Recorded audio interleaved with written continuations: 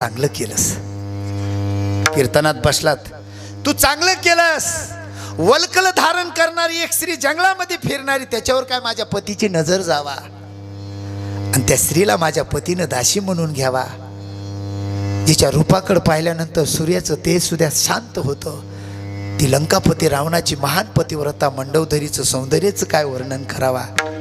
पण रामा, आज मला कळलं की तुझ्यात माझ्या पतीमध्ये काय अंतर आहे.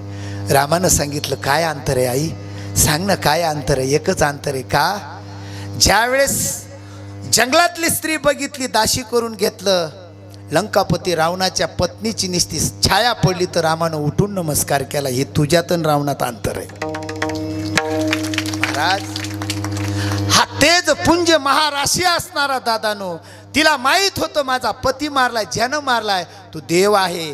पण दादानो ती म्हणली नाही देवा तुम्ही चांगलं केलं नाही, काहीच बोलली नाही. फक्त तिला एकच जाणीव करून द्यायची होती, कारण कमी वयामध्ये म्हणली रामा तू भरपूर काय जिंकलंस, तुला आता वापस गेला तर तुला जगामध्ये नाव इतकं मोठं होणार, पण त्या नावामध्ये तुझ्या आईवडिलाचं नाव मोठं झाल्याशिवाय राहणार नाही. मी हिताचं बोलतोय महाराज.